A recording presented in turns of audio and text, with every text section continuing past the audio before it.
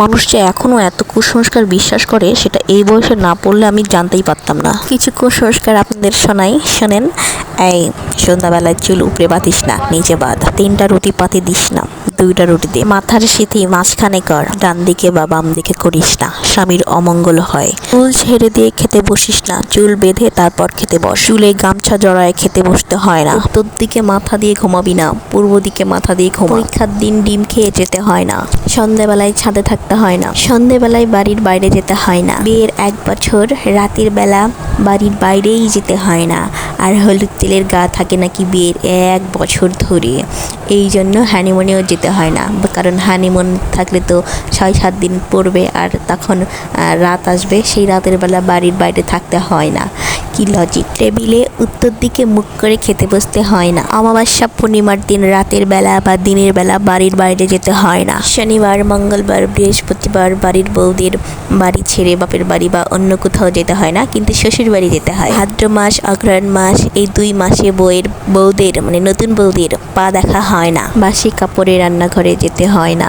ঘর মোছার সময় বাইরে যেতে হয় না। বাসি মুখে সবজিওয়ালাকে টাকা পয়সা দিতে হয় না, মানে সবজি কিনা যায় কিন্তু সবজিওয়ালাকে টাকা পয়সা দিতে হয় না। শনিবার, রবিবার, মঙ্গলবার, বৃহস্পতিবার এসব দিনে ফকিরদের কোনো রকম দান করতে হয় না।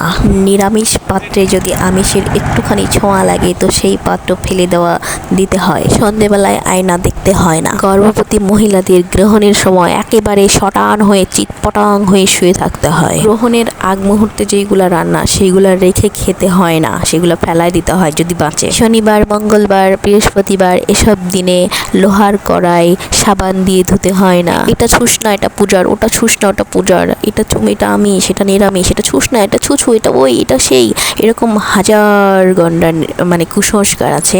এই মুহূর্তে ঠিক আমার মাথায় আসছে না, যদি আসে আবার পরে বলবো। শোনেন, গ্রামের হিন্দু মানুষের চাইতে শহরের হিন্দু মানুষরা অনেক বেশি কুসংস্কার মানে, আর এরা এত বেশি পূজা পার্বণ করে হিন্দু মানুষরা ঠিক জানেই না যে কোন দিন কোন পূজা। আমি ভাই একটু নাস্তিক টাইপের, মানে আমি বিশ্বাস করি যে পৃথিবীতে একজন কেউ আছে, এত কুসংস্কার এত পূজা পার্বণের দরকার নাই। কারণ একজন সৃষ্টিকর্তা আছে, সৎ পথে থাকবে, সত্য কথা বলবে, এর উপর আর মানুষের সেবা মানে জীব সেবা, এর উপর কোনো ধর্ম হয় না।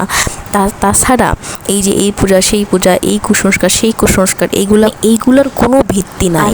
কেন বললাম যে গ্রামের হিন্দু মানুষের চাইতে শহরের হিন্দু মানুষরা বেশি কুসংস্কার মানে? কারণ এদের খেতে তো কোনো কাজ নাই, সারাদিন ওইগুলো নেই পড়ে থাকে। আর ইউটিউব তো আছে এই কুসংস্কারের রাজা, মানে ইউটিউব থেকে আরও মানুষ হচ্ছে কুসংস্কার দেখে। এদের কোনো কাজ নাই, ওই ইউটিউব দেখে এইসব কুসংস্কার মানে, আর এত পূজা পার্বণ করে, বাপরে বাপ।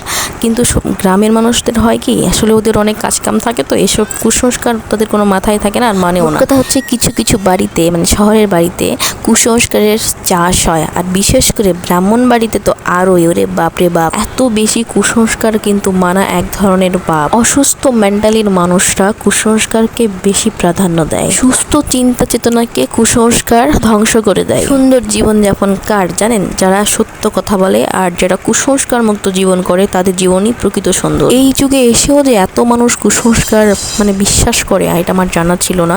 আমারও কুসংস্কার একদমই ভাল লাগে না, এটা মানাও একটা পাপ। মোট কথা হইল যে শহরের মানুষের খাইতে কোনো কাজ নাই, শুধু কুসংস্কার মানে, আর কুসংস্কারেরই জ্ঞান দেয় আবার মানুষকে, এটাই হচ্ছে এদের কাজ।